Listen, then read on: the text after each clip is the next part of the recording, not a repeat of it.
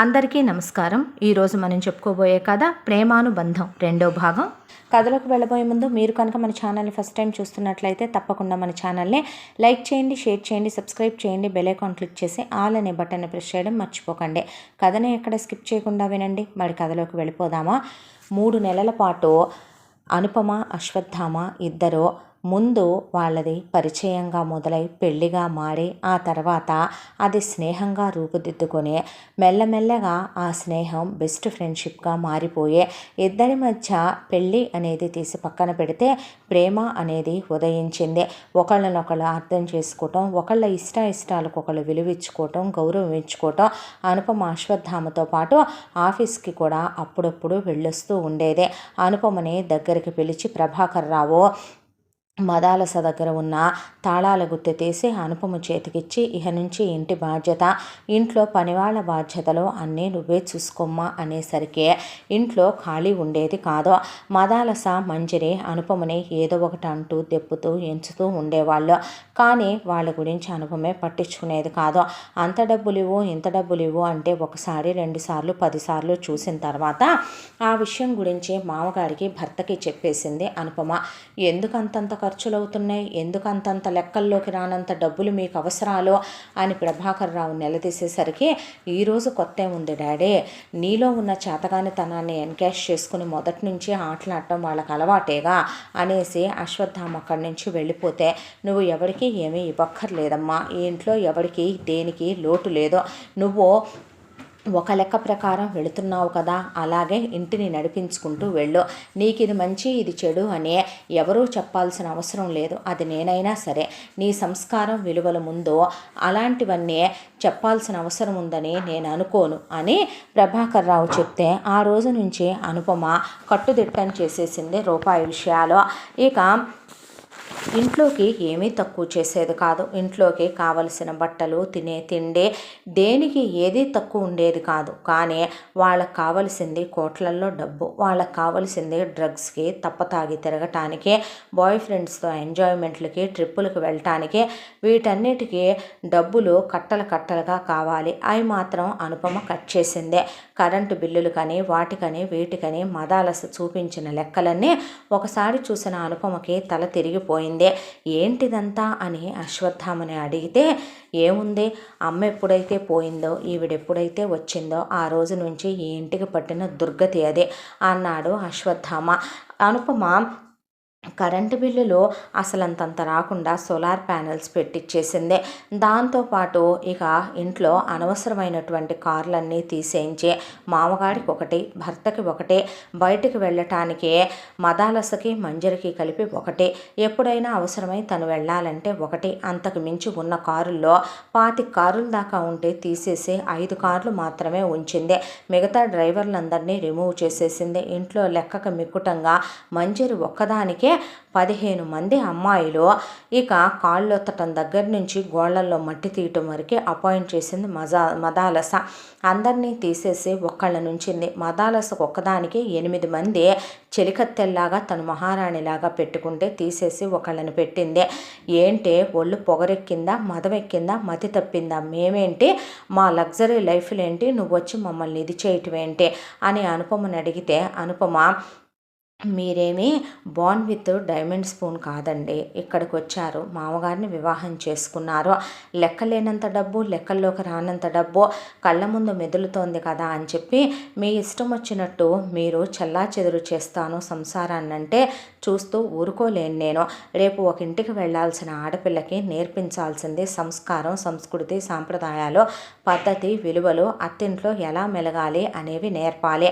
అంతేకాని ఆడపిల్లకి తెగించినటువంటి విచ్చలవిడితనాన్ని అలవాటు చేయకూడదు అని అనుపమ బయట నుంచి విచ్చలవిడిగా వచ్చే ఫుడ్ ఆర్డర్స్ కట్ చేసేసి ఇంట్లో ఉన్న వంటమ్మాయి బోలెడంత రెస్ట్ తీసుకుంటూ 10 మంది కుక్కులుంటే తీసేసి ఒక్క కుక్కునే ఉంచి ఆ అమ్మాయికి కూడా కరెక్ట్గా పనిచేసే విధంగా చేస్తారా? పని వాళ్ళందరినీ నుంచోబెట్టి మిమ్మల్ని తీసి కొత్త పని వాళ్ళని అపాయింట్ చేయమంటారా అంటే, లేదమ్మా మా పనులు మేము చేసుకుంటాం అని చెప్తే, సెక్యూరిటీకి ఇక ఒక సెక్యూరిటీ అతను, ఒక తోటమాలి, అలాగే బట్టలు ఉతికి వాటిని ఐరన్ చేసి పెట్టడానికి ఒక అమ్మాయి, ఇల్లంతా డస్టింగ్ చేయడానికి ఇద్దరు, ఇల్లు ఊడ్చడానికి ఒకళ్ళు, తడిబట్ట పెట్టడానికి ఒకళ్ళు, అలాగే వంట చేయడానికి ఒకళ్ళు, వంటమ్మాయి దగ్గర గిన్నెలు కడిగి తుడిచి వాటిని తీసుకొచ్చి సర్దటానికి ఒకళ్ళు, ఇక ఇల్లంతా పై పనులు చూసుకోవటానికి ఒకళ్ళు సూపర్వైజర్గా, అలా మిగతా 5 డ్రైవర్లు అందరికీ ఒక లెక్క ప్రకారం పెట్టి వాళ్ళందరికీ వెనకమాలున్న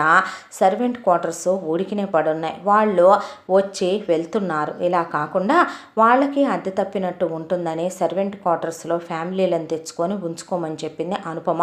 దాంతో వాళ్ళు అద్దె తప్పుద్ది కదా అని తెగ సంబరపడిపోయారు.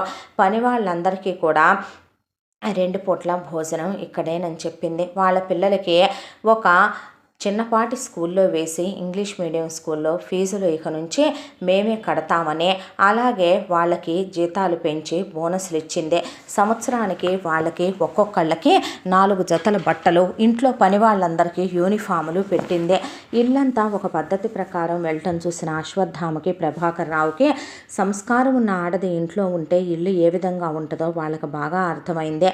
ఇక విచ్చలవిడిగా అర్బన్ క్లాప్ వాళ్ళు పద్దాక స్లాట్లు బుక్ చేశారని రావటం, అది కాకుండా ప్రైవేటుగా ఉండే పార్లర్ల వాళ్ళు ఇంటికి రావటం, ఇవన్నీ కట్ చేసేసి మంజరికి ఇంతని బడ్జెట్ వేసి నెలకు పాకెట్ మనీ ఇస్తూ మదాలస్కు పాకెట్ మనీ ఇవ్వటం మొదలు పెడితే, మాకే ముష్టేస్తావంటే నువ్వు నిన్ను ఉంచుతామనుకుంటున్నావా, నువ్వు ఉంటాననుకుంటున్నావా, తొక్కి నాడ తీసేస్తాం, మా సంగతి మాకు బాగా తెలియదు నీకు, అంబ పలికిస్తాను నీకు, ఎవడనుకుంటున్నావో నన్ను తక్కువ అంచనా వేసుకుంటున్నావేమో, ఆడింది ఆట పాడింది పాట అనుకుంటున్నావేమో, నీ అత్త దగ్గరికే వెళ్ళే రోజులు నీకు దగ్గరకు వచ్చినాయి అంటే ఎవడు ముందో ఎవడు వెనుకో, ఎవడికి ఏ రాత రాసిందో ఎవరని చెప్పగలమండి, నోరుంది కదా అని పాడేసుకుంటే ఆ తర్వాత మాటలు వెతుక్కొని ఏరుకొని మూట కట్టుకోవాల్సి వస్తుంది తిరిగేదైనా అంటే అని అనుపమ అక్కడి నుంచి వెళ్ళిపోయింది. కమ్మగా ఉదయం పూట టిఫిన్లు, మధ్యాహ్నం భోజనాలు వేడివేడిగా ప్రభాకర్ రావు కూడా ఆఫీస్కి వెళ్ళిపోతాడు కాబట్టి ఆయనకి హెల్తీగా కుక్ చేసినటువంటి భోజనం, భర్తకు వేడివేడిగా భోజనం,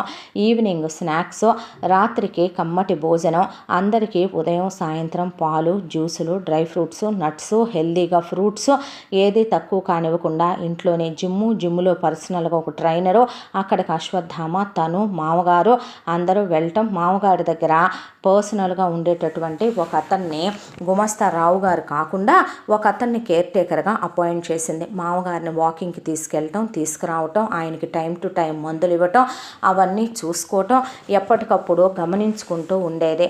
కోడలు వచ్చిన తర్వాత ఇంట్లో పద్ధతులు, పరిస్థితులు ఎంత మారిపోయాయనే ఆయన చాలా ఆనందపడిపోయేవాడు. ఇలా రోజులు గడిచిపోతూ వీళ్ళిద్దరి మధ్య బంధం ఇంకా బిగుసుకుపోతుంది. అశ్వత్థామ చాలా బాగా బొమ్మలు గీస్తాడు. ఒక రోజున అనుపమ అశ్వత్థామ దగ్గరికి వెళ్ళి, ఇవన్నీ మీరు వేసినయేనా అని అడిగితే, అవును, చూడొచ్చా నేను, నన్ను అడగాల నువ్వు అన్నాడు.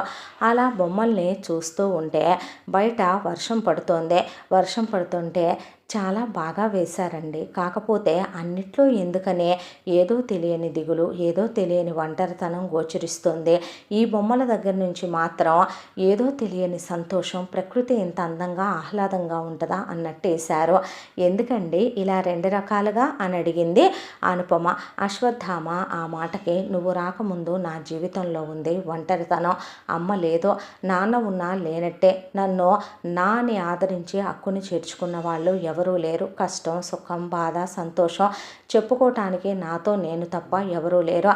భగవంతుడు బహుశా మనిషికి నరకం అనే శిక్షని భూమి మీదే వేస్తే ఎలా ఉంటుందో అనుభవించాను నేను.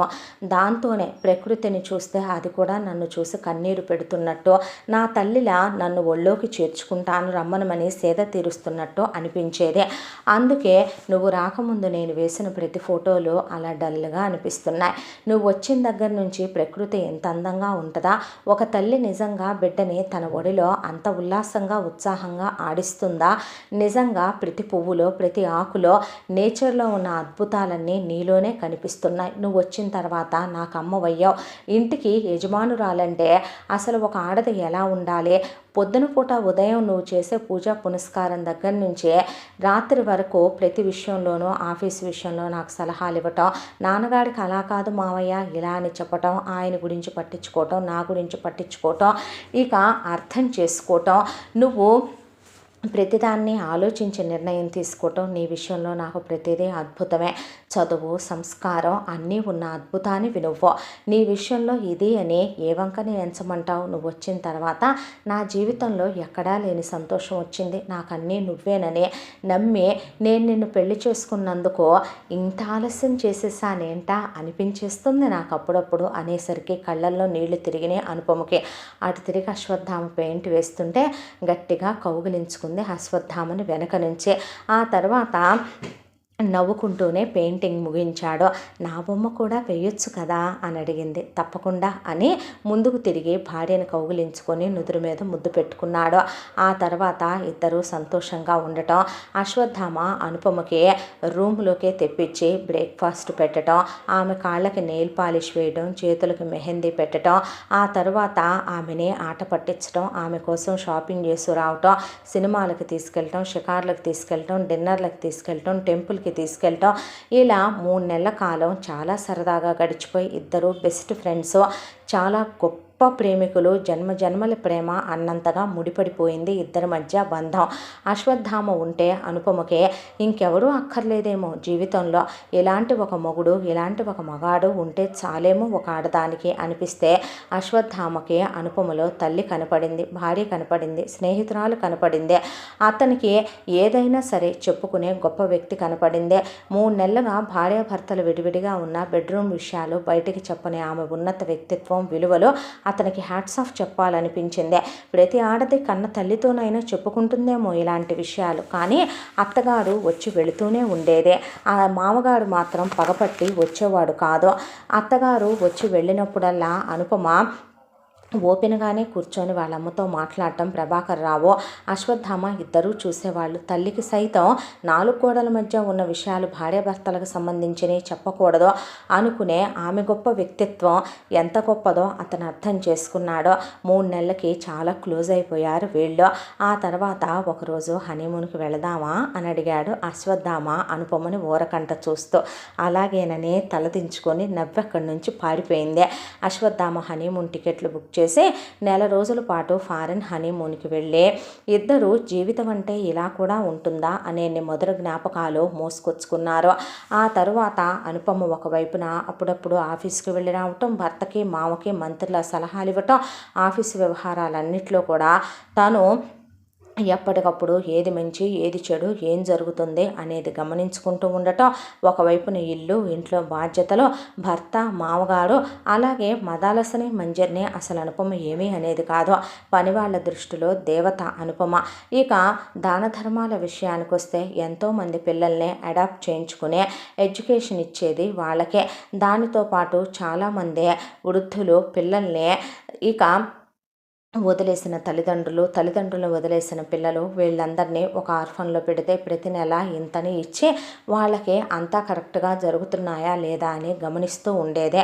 నిజంగా ఒక అమ్మాయి ఎంత అపురూపంగా ఉంటుందా అనేంత అశ్వత్థామ అనుపమని ప్రేమించడం మొదలుపెట్టాడు. భర్తలో రొమాంటిక్నెస్ ఉందని, భర్త భార్యని ఎంత ప్రేమిస్తాడని అది ఆ 4 గోడల బెడ్రూమ్కి అనుపమకి మాత్రమే తెలుసు. అశ్వత్థామకు అనుపమ అంటే పంచి ప్రాణాలు. వెంటనే పిల్లలొద్దని ప్లాన్ చేసుకున్నారు. జీవితంలో కొన్ని మధుర స్మృతుల్ని నింపుకున్నాకే పిల్లల్ని కనాలి, అది 5 సంవత్సరాలు 7 సంవత్సరాలు ఇప్పుడే మాత్రం కాదని అశ్వత్థామ అనుపమకి చెప్తే నీ ఇష్టం అనేదే. ప్రతిదానికి భార్య తనకిచ్చే విలువ, ప్రతి చిన్న అకేషన్ని సెలబ్రేట్ చేసుకునేవాళ్ళు. మంత్ యానివర్సరీలు, ఆ తర్వాత 3 నెలల యానివర్సరీలు, 6 నెలల యానివర్సరీలు, ఇలా జీవితం చాలా సంతోషంగా చాలా ఆనందంగా గడిచిపోతుంది. ఎంతకన్నా ఏమీ వద్దు భగవంతుడా అనేంత సంతోషంగా వీళ్ళ జీవితాలు గడిచిపోవటం మొదలైందే. ఒకసారి అశ్వత్థామకి ఆఫీస్ మీటింగ్ ఉందని వేరే ఊరికి బయలుదేరి వెళ్తూ అనుపమకి జాగ్రత్త అని చెప్పి ఈ ఒక్క నైటే నేనుండనురా, రేపు మళ్ళీ నీకు 10 o'clock కల్లా నీ కళ్ళ ముందు ఉంటాను, జాగ్రత్త, ఫోన్ దగ్గర పెట్టుకో అని సూపర్వైజర్కి పని వాళ్ళకి జాగ్రత్త అని చెప్పి మరి వెళ్ళాడు అశ్వత్థామ. ఇక అలా అశ్వత్థామ ఫ్లైట్ ఎక్కి వెళ్ళిపోగానే అనుపమ లోపలికి వచ్చి అన్నీ చెక్ చేసుకోవటం మొదలుపెట్టింది. ఆఫీస్వే, అలాగే ఇంట్లో ఖర్చులు, వాటన్నిటికి సంబంధించిన బడ్జెట్లో. ప్రభాకర్ రావుకి కరెక్ట్గా అప్పుడే ఆయన స్నేహితుడి కొడుకు వివాహం ఉందని ఆయన స్నేహితుడు మరీ రమ్మన్నాడని కోడలికి చెప్పి నేను వెళ్ళొస్తానమ్మా అని ఆయన కూడా వెళ్ళి నాకు రాత్రి భోజనం ఏమీ వద్దు తల్లి అని చెప్పి వెళ్ళాడు ఆయన. ఇక ఇంట్లో అనుపమ మాత్రమే ఉంది. పనివాళ్ళు ఎంత సర్వెంట్ క్వార్టర్స్లో ఉన్నా వాళ్ళ టైం అయిపోయిన తర్వాత ఇంట్లో ఉండేదే వంటమ్మాయి మాత్రమే. ఆ వంటమ్మాయే అలా వెళ్ళి తన వంటగది పక్కనే ఆమె రూములో ఆమె ఉంటుంది. ఎప్పుడు పిలిస్తే అప్పుడు వంటమ్మాయి గదిలోకి వచ్చి వంట పని చేసి వెళ్ళొద్దే. ఇక ఇల్లంతా చూసుకునే సూపర్వైజరు ఆ అమ్మాయి గదిలో ఆ అమ్మాయి ఉంటుంది. అయితే అలా పడుకున్న అనుపమకి రాత్రిపూట ఒకటే శబ్దాలు, ఎవరో గోడలు దూకినట్టు లోపలికి వచ్చినట్టు ఒళ్ళంతా చల్లబడిపోయి చెమట్లు పోసుకొచ్చేసినాయి. దాంతో మంచినీళ్ళు తాగుదామంటే గొంతు దప్పి కట్టేసే బాటిల్లో నీళ్లు ఇందాక తాగేసినట్టుంది, అయిపోయాయి. అశ్వత్థామతో ఫోన్ మాట్లాడుతూ టైం చూసుకోలేదు. తీరా ఇప్పుడు చూస్తేనేమో అర్ధరాత్రి అయిపోతోందని కాళ్ళు చేతులు వణుకొచ్చేసాయి. గొంతేమో పిడచగట్టుకుపోతోంది. దాంతో మంచినీళ్ళు తాగుదామని తలుపు తీసుకొని బయటకు వచ్చి మేడ మీద నుంచి కిందకు వచ్చింది. మామగారు ఇంకా వచ్చినట్టు లేరు, ఆయన కారు రాలేదు. దాంతో అడుగులో అడుగు వేసుకుంటూ కిందకి దిగి వస్తే ఆడపడుచు గది డోరు దగ్గరికి వేసుంటే అనుకోకుండా వాటర్ బాటిల్ తీసుకుని ఫ్రిడ్జ్లో నుంచి యాదృచ్ఛికంగా చూస్తే లోపల అసభ్యంగా మంజరి ఒకళ్ళు కాదు, ఇద్దరు కాదు, 4 మగవాళ్లతో చూడకూడని స్థితిలో చూసింది అనుపమ నగ్నంగా. ఇంకొక వైపున మదాలస డ్రింక్ చేస్తూ మదాలస సిగరెట్లు తాగుతూ డ్యాన్సులు వేస్తుంది ఎవరో ఒక అంకుల్తో. అదంతా చూసిన అనుపమకి చెమట్లు పోసుకొచ్చేసా. అనుపమ గబగబా పైకెక్కుతుండగా మంజరి కోసం వచ్చిన ఒకడు బయటకు వచ్చి బియర్ తాగుతూ అనుపమని కింద నుంచి పైకి చూస్తూ కత్తెలాగుంది. ఎవరు ఈ ఫిగరు, నైట్కి ఎంత దీనికి, ఫ్రీగా వచ్చుద్దా లేకపోతే మంజు ఏమన్నా పడేయాలా దీనికి అని అడిగేపాటికి అనుపమ గబగబా పైకెక్కి డోర్లు మూసేసుకుంది. ఆ తర్వాత వాడు కూడా పైకెక్కి ఏయ్ బయటికి రావే, చాక్లెట్ స్వీటీ, నీకేం కావాలంటే అది ఇస్తాను అని, ఒక్క నైట్ చాలే నీ అందానికి అనేసరికి భయపడిపోయి వాళ్ళు డోర్లు కొట్టి ఏం చేస్తారో అనే దాంతో బయట నుంచి మదాలస మంజరి నవ్వుతున్న నవ్వులు, తలుపులు పగలగొట్టండ్రా అనే మాటలకి చెమట్లు పోసుకొచ్చి భయపడిపోయి అశ్వత్థామకి ఫోన్ చేసి జరిగింది చెప్పేసింది. అంతే. మేఘాల మీద ముందు ప్రభాకర్ రావుకి ఫోన్ చేస్తే ఆయన అట్నుంచి అశ్వత్థామ ఎమర్జెన్సీ ఫ్లైట్లో ఇట్నుంచి బయలుదేరి కరెక్ట్గా 2 గంటలకి ఇంటికి వచ్చేసారు. ఇంటికి వచ్చేసరికి ఇంట్లో ఉన్న వాళ్ళంతా అనుపమ తలుపు ముందు తాగి అసభ్యంగా ప్రవర్తిస్తున్నారు. బర్త్ కంట్రోల్ ప్యాకెట్స్ తీసుకునే అశ్వత్థామకు కడుపు మండిపోయి కారులో ఉన్న ఐరన్ రాడ్ ఇవ్వరా అని డ్రైవర్ని అడిగి తీసుకొని ఒకడి మీద ఒకడిని పడేసి చితక్కొట్టేస్తే ఎవడే వీడు అన్నాడు ప్రభాకర్ రావు. అనేపాటికి నా బాయ్ ఫ్రెండ్ అంది మదాలస. వయసుతో కూడా సంబంధం లేకుండా పడేసే చితక్కొట్టేశాడు ఆయన కూడా. అయిపోయిన తర్వాత అసలు ఇది కొంపేనా, ఈ కొంపలో ఉండటానికేనా నాయనో అని తలపట్టు కూర్చున్నాడు ఆయన. తలపట్టు కూర్చున్న తర్వాత అసలు ఇది కొంపేనా, ఏం జరుగుతుంది ఇంట్లో అని ముందు మంజరి గదిలోకి మదాలస గదిలోకి వెళ్ళి వెతికితే మంజరి గదిలో డ్రగ్స్, దానికి తోడు కాండోమ్ ప్యాకెట్స్, దానికి తోడు ఇక ఈ బ్రాండ్ ఉంది ఈ బ్రాండ్ లేదు అనకుండా బోలెడన్నే ఇక ఆల్కహాల్ బాటిల్స్, ఇక చండాలమైతే చెప్పటానికి వీల్లేదు. ఫోనుల్లో బాయ్ ఫ్రెండ్స్ కాంటాక్ట్లు, అశ్లీలమైన వీడియోలు. మదాలస గదిలో కూడా చివరికి బాయ్ ఫ్రెండ్స్ తాలూకు కాంటాక్ట్ లిస్టు, మదాలస గదిలో కూడా చివరికి బ్రాందీ బాటిల్స్, విస్కీ బాటిల్స్, చివరికి సిగరెట్లలో ఎన్ని బ్రాండ్లు ఉంటాయో అన్ని బ్రాండ్లు దొరికేపాటికే ప్రభాకర్ రావు తలపట్టుకొని కూర్చుండిపోయాడు. నేను వేరు కాపురం వెళ్ళిపోతాను నాన్న, నేను ఉండలేను, ఇవాళ ఇదే అయింది, రేపొద్దున ఇంకేదైనా జరగచ్చు అంటే కొడుకు కాళ్ళు పట్టుకొని నీకు దండం పెడతానయ్యా, ఇది నీ ఇల్లు, మీ అమ్మ తిరిగిన ఇల్లురా, నువ్వు వెళ్ళొద్దురా, కోడలు లేకపోతే ఈ ఇల్లు శ్మశానం అయిపోద్దయ్యా, అయినా మీరు బయటికి వెళ్ళటం ఏంటి నాన్న అని ఆయన అశ్వత్థామని బ్రతిమలాడితే అనుని తీసుకొని లోపలికి వెళ్ళిపోయాడు. అశ్వత్థామ కోపం కట్టలు తెంచుకున్న ప్రభాకర్రావు మదాలస మీద మంజరిని పడేసి చెత్త కొట్టుడు కొట్టి వదిలిపెట్టాడు. చెత్త కొట్టుడు కొట్టి వదిలిపెట్టిన తర్వాత ఏం తప్పు చేశామని కొడతావురా సెకండ్ హ్యాండ్ వెధవ, ముసలి వెధవ, అసలు నువ్వెవడవరా మా అమ్మను కొట్టడానికే, నా మీద చేయి చేసుకోవటానికే? నువ్వేమైనా ఉత్తమ పురుషుడివా? నువ్వేమైనా దిగొచ్చావా? నువ్వేమైనా అందగాడివని మా అమ్మ చేసుకుందా? మా అమ్మని నువ్వు సెక్షువల్ హెరాస్ చేసావు. మా అమ్మ నీతో సుఖపడాలా, నిన్ను సుఖపెట్టాలా? నువ్వు కనమంటే మా అమ్మ నన్ను కనాలా? అసలైనా నీ మొదటి పెళ్ళాం కొడుకుని చూడాల్సిన అవసరం మా అమ్మకేంటి? నువ్వెవడవరా అసలు మా మీద పెత్తనం చేయటానికి? నువ్వు సంసారానికి పనికిరావంటగా, నువ్వు సంసార సామర్థ్యతను పెంచే ట్యాబ్లెట్లు వేసుకుంది కాపురం కూడా చేయలేవంటగా. అలాంటి నీతో మా అమ్మ ఏం సుఖపడుద్దిరా? మా అమ్మ ఏం సంతోషపడుద్దిరా? డబ్బులు వాడుకుందా? ఊరికే ఒక ఆడదాన్ని పెళ్లి చేసుకొని వాడేయచ్చు అనుకున్నావేంట్రా? మరి నీకు ఎంత కామం లేనిది, నీ పెళ్ళాం పోయాక నీకు మరొక ఆడదాని అవసరం ఎంత రాందే? నువ్వు మా అమ్మని ఇష్టపడి చేసుకున్నాక 6 నెలలు డ్రామా వేసి మా అమ్మను ముట్టుకోనట్టు, తర్వాత మా అమ్మని ముట్టుకొని మా అమ్మని అనుభవించి మా అమ్మ జీవితాన్ని కాలరాసింది నువ్వు కాదంట్రా. నువ్వు నీ బ్రతుకు అని చెవులతో వినలేని మాటలు, నోటితో చెప్పుకోలేని మాటలు ఒకవైపున మదాలస మంజరి కలిసి అడిగేపాటికే ప్రభాకర్రావు మనిషి స్టన్ అయిపోయి ఆయనకి నోట్లో నుంచి మాట కూడా రాలేదు. దాంతో ఇక ఆయనకి ఏం చేయాలో ఏంటో అర్థం కాక తలపట్టేసుకొని కూర్చున్నాడు. ఈలోపు అశ్వత్థామ ఇల్లంతా సీసీ కెమెరాలు అప్పటి వరకు పెట్టించని తండ్రిని తిట్టకుండా తిట్టి వాళ్ళ బెడ్రూమ్ మినహా మిగతా తండ్రి బెడ్రూమ్ మినహా పూజ గదితో సహా వంటగదితో సహా అవుట్డోర్తో సహా ఇల్లంతా సీసీ కెమెరా విజిలెన్స్ పెట్టించేసి ఇక చుట్టూ ఎలక్ట్రిక్ ఫెన్సింగ్ ఎవడు గోడలు దూకి రాకుండా వేయించి మార్నింగ్ పూట అంతా ఉదయం నుంచి సాయంత్రం వరకు ప్రతి 8 గంటలకి సెక్యూరిటీ వాళ్ళు మారే విధంగా, దట్టు ఇద్దరిద్దరు సెక్యూరిటీలు ఫ్రంట్ ఒకళ్ళు బ్యాక్ డోర్ దగ్గర ఒకళ్ళు ఉండేలాగా సెక్యూరిటీని పెంచేశాడు అశ్వత్థామ. దాంతో ఇదివరకు ఇట్లాగా వీళ్ళ పావులు పారట్లేదు. వీళ్ళు బయటికి వెళ్దామన్నా సరే ఒప్పుకోవటం లేదు. బయటికి వెళ్ళేటప్పుడు వచ్చేటప్పుడు వీళ్ళకి ఇదివరకు ఉండే డ్రైవర్లను తీసేసి వేరే డ్రైవర్లను అపాయింట్ చేసేసరికి వాళ్ళు పిన్ టు పిన్ ప్రభాకర్ రావుకి చెప్తున్నారు. దాంతో వీళ్ళ పావులు పారట్లేదు. ఇంటికి ఎవరిని పిలిపించుకోవటం కుదరట్లేదు.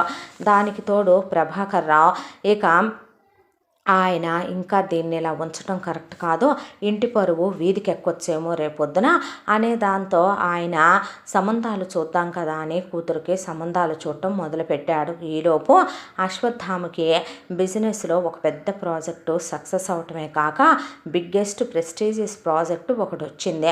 అనుపమని తీసుకుని ఒక రిసార్ట్లో ఆ ప్రాజెక్టు వాళ్ళు పెద్ద పార్టీ ఏర్పాటు చేశారు. అప్పుడే వాళ్ళు దాని మీద సైన్ కూడా చేసుకుంటున్నారు. దాంతో అనుపమని వెంట పెట్టుకొని అశ్వత్థామ ఆ రిసార్ట్ దగ్గరకని బయలుదేరి వెళ్ళాడు. ముందు బిజినెస్ మీటింగ్ అయిపోయింది. బిజినెస్ మీటింగ్ అయిపోయి పార్టీ అటెండ్ అయిన తర్వాత నా గెలుపుకి కారణం నా భార్య, ఎందుకంటే తనే లేకపోతే నేను లేను. ప్రతి దాంట్లో కూడా తను నా బెటర్ హాఫ్ అనిపించుకుంటుంది. ప్రతి దాంట్లో కూడా తన సలహాలు లేకపోతే నేను ఇక్కడ దాకా వచ్చేవాడినే కాదు అని అశ్వత్థామ చెప్తే అనుపమ నవ్వుకుందే. ఆ తర్వాత అక్కడి నుంచి ఫంక్షన్ అయిపోయి వెళ్ళి తిరిగి వస్తున్నారు.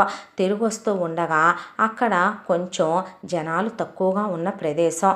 అయితే హైవే రోడ్డు మీద, దట్టు నడి రోడ్డు మీద ఎవరో ఒక బాయ్ ఫ్రెండ్తో బైక్ మీదే ఇక మంజరి ఎవరితోనో ఊరు పేరు ముక్కు మొహం లేనివాడితో అసభ్యంగా బైక్ మీద చాలా అసహ్యంగా చూడకూడని స్థితిలో వాడితో చూసేసేసరికి నడి రోడ్డు మీద వెళుతున్న కుర్రకారంతా విజిల్స్ వేస్తూ పాప మమ్మల్ని రమ్మంటావా, మేము వస్తాం, ఫ్రీయా, మనీ ఇవ్వాలా అని అడుగుతూ ఉండేసరికి అశ్వత్థామకి గుండె పగిలిపోయినంత పని అయింది.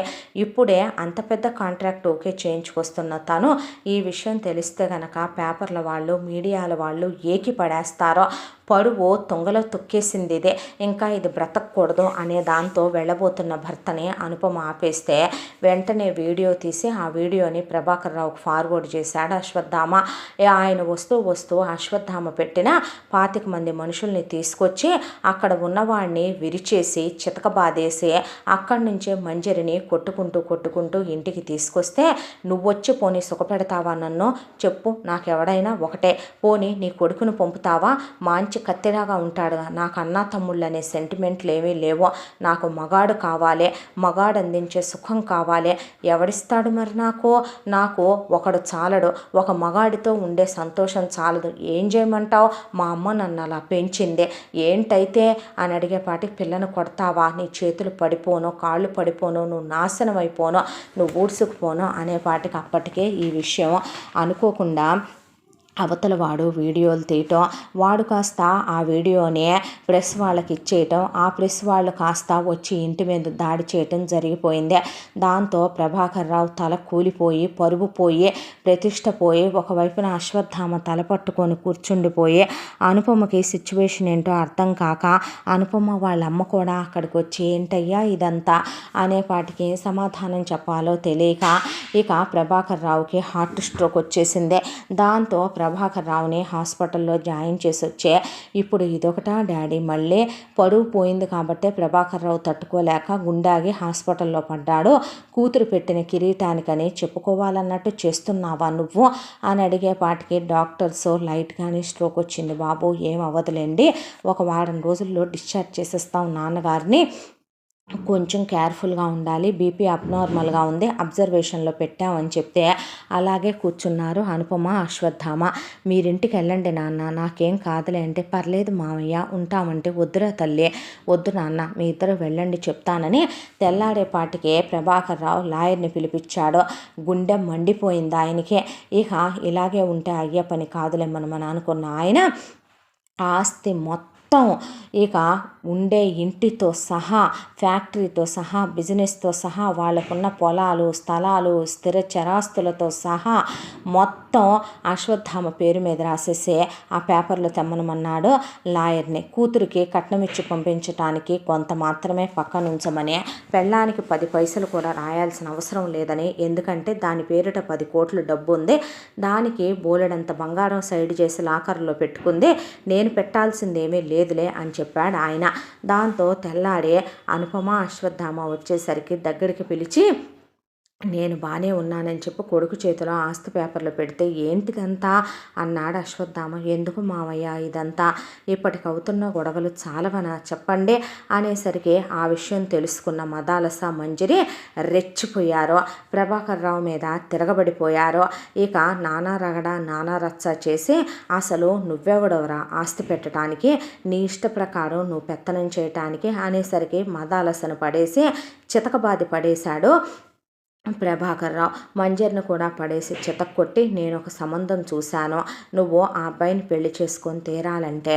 అశ్వత్థామ, ఏం పని డాడీ నువ్వు చేస్తోంది, ఒక మగాడనే వాడికి ఆత్మాభిమానం ఉండదనుకుంటున్నావా, నీకు పుట్టింది కాబట్టి, నీ కూతురు కాబట్టి వాళ్ళు ఏదైనా సరే సరిపెట్టుకొని చేసుకోవాలంటావా డాడీ, ఒక ఆడపిల్ల తెలియక తప్పు చేయొచ్చు, లేదా దాన్ని ఒక 10 మంది గ్యాంగ్ రేప్ చేసిన దాన్నైనా చేసుకోవచ్చు, అందులో వాళ్ళ తప్పు ఉండదు, ఏదో ఏజ్ ఫ్యాక్ట్తో చేశారనో, లేకపోతే ఎవరైనా మోసం చేశారనో, అనుకోని ప్రమాదాలు జరిగినాయనో, కానీ బడి తెగించి విచ్చలవిడిగా తిరుగుతున్న దీన్ని అసలు ఏ విధంగా నువ్వు ఒక మగాడికిచ్చి పెళ్లి చేద్దాం అనుకుంటున్నావు నాన్న, నువ్వే అయితే చేసుకుంటావా చెప్పు, అమ్మ అదే తప్పు చేస్తే నువ్వు భరించగలవా, నేను చేసుకోగలనా నాన్న, ఎవరిని నాన్న నువ్వు తీసుకొస్తోందే, ఎవరిని నువ్వు బలి చేస్తున్నావు అని అడిగితే పెళ్లి కొడుకుని తీసుకొచ్చారు. అబ్బాయి పేరు రాము, పిల్లాడు చాలా అందంగా ఉన్నాడు, పాపం మెరిట్లో ఎంటెక్ వరకు చదువుకున్నాడు, కాకపోతే ఒకప్పుడు చాలా బాగా బ్రతికిన కుటుంబం వీళ్ళ క్యాస్టే.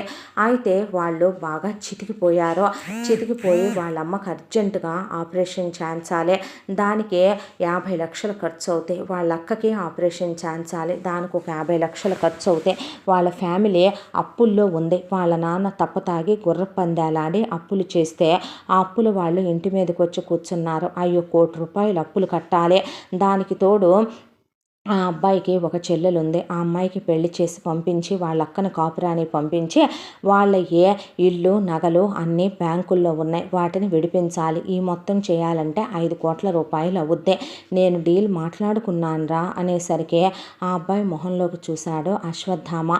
మొహంలో రక్తం చుక్కలేదు రాముకే. నేనే పాపం చేసి ఏ తప్పు చేస్తే ఇలాంటి నీతిమాలిన ఆడదాన్ని మీడియాలకు ఎక్కిన దాన్నే పెళ్లి చేసుకోవాల్సిన కర్మ నాకు పట్టిందన్నట్టు వాడి ముఖం చూడు నాన్న, నాన్న. వాడు ఏమని కాపురం చేయగలుగుతాడు నాన్న? నువ్వు చేసేది తప్పు పాపం అని నీకు అనిపించట్లేదో? చెయ్యాలనుకుంటే ఆ 5 CR వాడి ఫ్యామిలీకి ఇచ్చి హెల్ప్ చేయి డాడీ. ఆ మంచి మనకు ఇంకోలా వస్తుంది. ఎందుకు ఇంత పాపాన్ని కొడికట్టి ఇలాంటి నీచురాల్ని వాడికి ఇచ్చి పెళ్లి చేయటం నువ్వు అంటే, ఇప్పుడు నేను నిన్ను ఇంతవరకు ఏమీ అడగలేదు నాన్న, కానీ ఇప్పుడు మాత్రం నువ్వేమీ మాట్లాడొద్దు. పోయిన పరువు ఎటు పోయిందే. Today's news paper tomorrow's waste paper అని గడిచిపోయిన తర్వాత పెద్ద పెద్ద వాళ్ళ విషయాలు, నగ్నంగా వచ్చిన వీడియోలు కూడా కొంతకాలానికి జనం మర్చిపోతారు. దాని మెళ్ళో తాళి ఉండాలి, దాని పక్కన భర్త ఉండాలి, దాని కడుపున బిడ్డలు పుట్టాలి, దాని కాపురం అది చేసుకోవాలి. కాబట్టే అల్లుడిని దీన్ని పెళ్లి చేసి అమెరికా పంపించేద్దాం అనుకుంటున్నాను అనేసరికి అసలేమీ మాట్లాడలేదు అశ్వత్థామ. రాము భుజం మీద చెయ్యేసి ఏం చెప్పాలో కూడా అర్థం కాలేదు అనుపమకి, అశ్వత్థామకి. ఆ తర్వాత మంజరి నేను అస్సలు చేసుకోనందే. నా కూతురికి నేను 4-5 లక్షల కోట్లు ఉన్న సంబంధం, అంబానీ గారిని తలదన్నే లాంటి సంబంధం తీసుకొస్తావని నేను అనుకుంటే వీడిని తీసుకురావటం ఏంట్రా నువ్వు అని అడిగింది మదాలస. అసలు నీ గురించి నువ్వేమనుకుంటావే? పొద్దున చూస్తే పొద్దునే కడుపులో తిప్పి వాంతెయ్యని ఆకారానికి నా కర్మ కాలిపోయిన అత్తామామలు చెప్పారని ఆ రోజు నేను నిన్ను చేసుకొని నేను నీ మీద మోజుపడి చేసుకున్నానా, ఇష్టపడి చేసుకున్నానా? నీతో నేను శారీరకంగా కలవటానికి సంసార సామర్థ్యం ట్యాబ్లెట్లు వాడానా? నిన్ను నేను సెక్సువల్ హెరాస్మెంట్ చేసి కొట్టి తిట్టి వాతలు పెట్టానా? నేను బలవంతంగా నీ కూతుర్ని కనిచ్చానా? నా కొడుకుని నీ మీద రుద్ది నువ్వు తెగ పెంచావా? తెగ తల్లి ప్రేమను వాడికి అందించావు కదో. నీ కడుపును పుట్టిందాన్నే బజారు పెంపకం పెంచుకున్నావు. ఇలాంటి బజారు దాన్ని చేసుకోవటానికే కులంగల్ల బిడ్డవాడు, నీతి జాతి ఉన్నవాడు వాడు. ఇప్పటిదాకా వాడికి ఒక లవ్ స్టోరీ కొడలేదే. మగాడికే అంత నియంత్రణ శక్తి ఉండి వాడికే అంత సెల్ఫ్ కంట్రోల్ ఉంది. నీ కూతురు 12 ఏళ్లకు పుష్పవతి అయితే 13 ఏళ్ల నుంచే స్టార్ట్ చేసింది లాడ్జీ రూములకు వెళ్ళటం. ఆ రోజు నుంచే దాచుంచావు నువ్వు. అవునులే, నువ్వే ఇలా ఉంటే అది అలా తయారవుకు, ఇంకెలా తయారవుద్దే. యథా రాజా తథా ప్రజ.